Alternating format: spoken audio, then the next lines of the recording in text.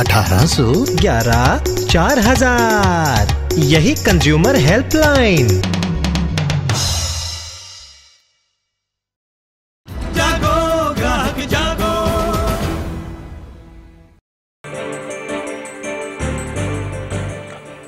आप अपने मोबाइल पर कोई जरूरी बात कर रहे हैं लेकिन अचानक से लाइन डिस्कनेक्ट यानी कॉल ड्रॉप हो जाए।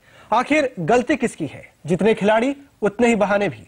सर्विस देने वाली कंपनियों को ज्यादा स्पेक्ट्रम चाहिए, हर जगह टावर लगाने की इजाजत चाहिए और सरकार का कहना है कि जितना स्पेक्ट्रम मिला है वो काफी है। टेलीकॉम रेगुलेटर TRAI का भी यही मानना है। तो फिर इस परेशानी के लिए जिम्मेदार कौन है? आज हम इसी पर चर्चा कर रहे हैं।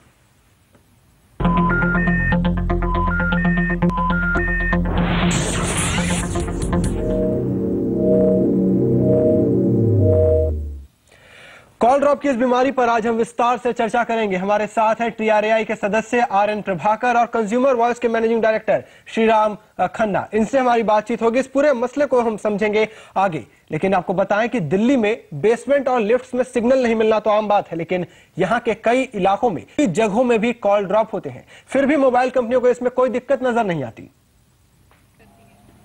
पूर्वी दिल्ली में रहने वाली 21 साल की रुचिरा पांडे एक कॉलेज स्टूडेंट हैं। एक साल में 2 बार कनेक्शन बदलने के बावजूद रुचिरा बात करते करते कॉल कट जाने और खराब नेटवर्क कनेक्टिविटी से परेशान हैं। अगर प्रीपेड पे कर रहे हैं, मनी लिमिटेड होता है हमारे पास और उसी लिमिटेड मनी में हमें सब करना होता है, उसमें भी कॉल कट जाती है। मेरे हिसाब से कंपनीज को ये सब देखना चाहिए। TRAI के ही नियम कहते हैं कि बेसमेंट, लिफ्ट या फिर कहीं भी ट्रेवल करते वक्त कॉल ड्रॉप 3% से ज्यादा नहीं होनी चाहिए। लेकिन NGO कंज्यूमर वॉइस के सर्वे के मुताबिक दिल्ली में एयरटेल के 46% ग्राहकों को बेसमेंट में, 14% को घरों में और 11% को लिफ्ट में सिग्नल न मिलने की समस्या होती है। रिलायंस के लिए ये आंकड़ा 41%, 24% और 8% है और वोडाफोन के ग्राहकों के लिए ये आंकड़ा 36%, 22% और 11% है। इसके बावजूद मोबाइल कंपनियां मानती हैं उनके नेटवर्क में कहीं चूक नहीं है। जहां तक हो सकता है साइटें ज्यादा से ज्यादा लगाते जाते हैं ताकि कस्टमर को कोई एक्सपीरियंस की प्रॉब्लम ना हो। लेकिन कभी कभी या तो उस एरिया में साइट लग नहीं सकती या साइटें इतनी पास आ जाती हैं कि उसके बियॉन्ड कोई ऑर्गेनाइजेशन हो नहीं सकती। तो उस केस में तो ज्यादा स्पेक्ट्रम ही चाहिए होता है। दिल्ली में हर महीने GSM कंपनियां 2.5 लाख नए ग्राहक जोड़ रही हैं, लेकिन इसके हिसाब से अपना इंफ्रास्ट्रक्चर नहीं बढ़ा रही हैं। इसलिए ग्राहकों के लिए कॉल ड्रॉप की दिक्कत बढ़ती जा रही है। नम्रता पंत के साथ सुमित चतुर्वेदी, दिल्ली। कंपनियां कम स्पेक्ट्रम की बात कर रही है तो संचार राज्य मंत्री ज्योतिरादित्य सिंधिया का कहना है कि कंपनियां कम स्पेक्ट्रम का बहाना छोड़ दे। उनका कहना है कि इतने ही स्पेक्ट्रम में और बेहतर सेवा दी जा सकती है। अगर इंफ्रास्ट्रक्चर का बेहतर तरीके से इस्तेमाल किया जाए तो कॉल ड्रॉप की समस्या को काबू में किया जा सकता है। कॉल ड्रॉपिंग भी अगर होती है in terms of tower technology, in terms of making sure that पूरी तरह से जो व्यवस्था है उसका पूरा सदुपयोग किया जाए, ज़्यादा इंफ्रास्ट्रक्चर लगाया जाए। एक कोरिलेशन भी है श्रम और कैपिटल इन्वेस्टमेंट के बीच में। अगर संयोजित तरीके से जो स्पेक्ट्रम दिया गया है उसका उपयोग किया जाए तो फिर ज़्यादा कैपिटल इन्वेस्टमेंट डाल के ज़्यादा कस्टमर्स को उतना ही स्पेक्ट्रम में हम लोग सर्व कर सकते हैं। तो एक कोरिलेशन है दोनों के बीच में जिस पर हम विचार भी कर रहे हैं। और कॉल ड्रॉप की इस दिक्कत पर बात करने के लिए हमारे साथ है TRAI के सदस्य RN प्रभाकर, कंज्यूमर वॉइस के MD श्रीराम खन्ना। मिस्टर प्रभाकर, पहले आपसे जानना चाहेंगे, कॉल ड्रॉप इतनी वाकई में समस्या है, हर व्यक्ति से परेशान है। शायद ही कोई व्यक्ति ऐसा होगा जो कहे कि मेरी कॉल कभी ड्रॉप नहीं हुई। समस्या कहां है? इंफ्रास्ट्रक्चर की कमी है या स्पेक्ट्रम की कमी है? नहीं, हमारे विचार से तो हमने सब्सक्राइबर बेस्ड क्राइटेरिया से जो स्पेक्ट्रम का देने का तय किया है वो काफ़ी सफिशेंट है।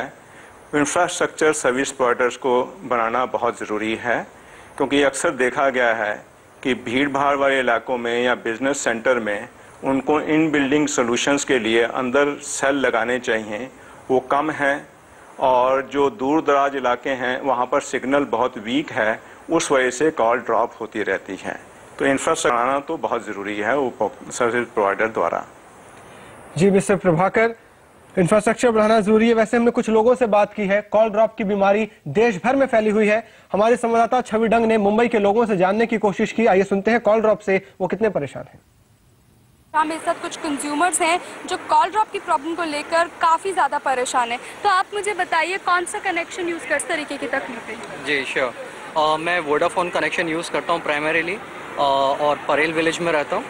और वहाँ पे सबसे ज़्यादा दिक्कत ये होती है कि हम जब बात कर रहे होते हैं तो सडनली साइलेंस हो जाता है। Neither of the party can hear what the other guy is saying. फिर एकदम से आवाज़ आ जाती है। उसके अलावा कॉल करने में भी काफ़ी मुश्किल होती है, स्पेशली एसटीडी कॉल करने में। तो मेरे पास सेकंड कनेक्शन है एयरटेल, जिसको मैं यूज़ करता हूँ इन दैट केस। और ख़ासकर मेरे पास जब इनकमिंग कॉल होती है तो मैं उनको बोलता हूँ कि I can't hear anything, I will call you back. तो काफ़ी दिक्कत होती है। आपको? मैं वोडाफोन यूज़ कर रही हूँ। वोडाफोन में सेम प्रॉब्लम है, कभी कभी कॉल ड्रॉप हो जाती है and most of the time तो नेटवर्क प्रॉब्लम है, नेटवर्क होता ही नहीं है। और आपका क्या कहना है? मैं भी वोडाफोन ही यूज़ करता हूँ। मैं ठाणे रहता हूँ। Typically when you are on the 11th floor most of the time call gets drop and you can not hear anything. मैं भी वोडाफोन यूज़ करता हूँ और घर में यहाँ से एक रूम से दूसरे रूम जाने से कॉल ड्रॉप होता रहता है। तो आप क्लियरली देख रहे हैं कि यहाँ लोग कितने ज़्यादा परेशान हैं। कॉल ड्रॉप, ऑलमोस्ट हर कॉल उनकी वो कह रहे हैं कि ड्रॉप होती है और बार बार रीडायल उसे करना पड़ता है। तो क्लियरली कॉल ड्रॉप एक बहुत बड़ा इशू बन गया है सभी कंज्यूमर बीच में। छवि जांग, मुंबई। तो चलते हैं अपन मिस्टर प्रभाकर के पास, ट्राई के सदस्य हैं। मिस्टर प्रभाकर, आपने सुना लगभग हर व्यक्ति कॉल ड्रॉप की समस्या से परेशान रहता है, लेकिन जब कंज्यूमर कंपनी के पास शिकायत करता है तो वो ट्राई का सर्टिफिकेट दिखाते हैं कि हमारी तो कॉल ड्रॉप उतनी नहीं होती। तो इसको हम क्या, इस प्रॉब्लम को पहचान करने में क्या कहीं हम चूक कर रहे हैं? डेटा ट्राई की तरफ से जारी होते हैं, वो क्या सही तस्वीर देते हैं? हाँ नहीं, एक्चुअली ट्राई अभी जो डाटा लेता है उसमें वो पूरे सर्विस एरिया का एवरेज लेके उनसे लेता है कि आपका कॉल ड्रॉप कितना है। तो जो हमारा मापदंड है 3% है, वो अक्सर सब सर्विस प्रोवाइडर मीट कर जाते हैं। तो अब हमने क्या किया है कि हमने सर्विस प्रोवाइडर्स को कहा है कि आप हमें हर BTS के अनुसार हमें डाटा दीजिएगा कि किस BTS में कितना कॉल ड्रॉप है, कितना ट्रैफिक कंजेशन है। और ये सितंबर की जो रिपोर्ट आएगी उससे ये नए हिसाब से डाटा आना शुरू हो जाएगा। तब हमें पता लगना शुरू हो जाएगा कि किस सर्विस प्रोवाइडर का किस एरिया में कॉल ड्रॉप ज़्यादा है। मैं आपको इसमें ये बताना चाहूँगा कि कॉल ड्रॉप के 2 मुख्य कारण होते। एक तो कारण ये होता है कि जो उपभोक्ता का जो एरिया है वहाँ पर सिग्नल वीक है और उसके बाद जो है आसपास के चैनल से इंटरफेरेंस होने की वजह से कॉल सडनली ड्रॉप हो जाती है। दूसरा ये है कि जब उस BTS पे ट्रैफिक बहुत अधिक होता है तो कॉल मिलने में भी दिक्कत होती है और जैसे ट्रैफिक बढ़ता है तो एस्टेब्लिश्ड कॉल भी ड्रॉप हो जाती हैं। इसके लिए जो सर्विस प्रोवाइडर्स हैं जी, इनको एक तो जहां पर सिग्नल वीक है उनको वहां पर देखना चाहिए कि अगर बिल्डिंग मल्टी स्टोरी बिल्डिंग्स हैं तो बिल्डिंग के अंदर जो है वो अपना BTS टावर, जिसे हम इन बिल्डिंग टावर कहते हैं, वो लगाएं। और बाहर जहां पर कई टावर्स में दूरी ज़्यादा है, सिग्नल वीक है जी, एक वहां पर जो वो देखें कि दूसरा टावर कहाँ लगा है। लेकिन इसके साथ साथ एक बहुत ज़रूरी चीज़ जो ये है कि सर्विस प्रोवाइडर्स अधिक से अधिक कस्टमर लिए जा रहे हैं और जैसे जैसे कस्टमर बढ़ते हैं तो उस BTS का एरिया कम होता जाता है।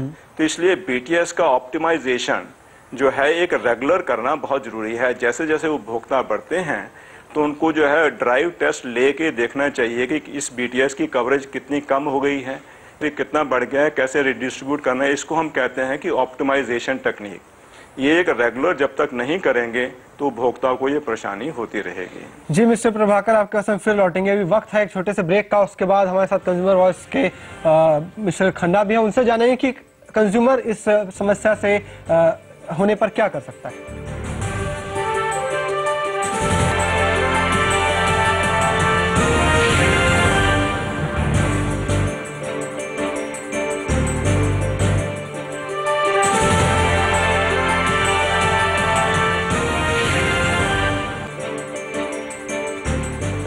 हम बात कर रहे हैं कॉल ड्रॉप की बीमारी पर। हमारे साथ है Shriram Khanna, managing director consumer voice. Mister Khanna, आपसे जानना चाहेंगे कॉल ड्रॉप की दिक्कत कितनी बड़ी है समस्या?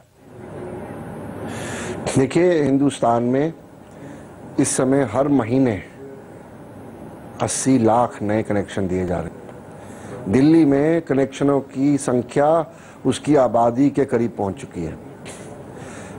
ट्रैफिक बढ़ रहा है और कई जो सर्विस प्रोवाइडर्स हैं वो पैसा ज़्यादा कमाने के लालच में अपने स्पेक्ट्रम की एफिशिएंट यूटिलाइजेशन के लिए जो इन्वेस्टमेंट और ऑप्टिमाइजेशन ज़रूरी है वो करने में चूक रहे हैं, क्योंकि ऊंचा होता है उसमें।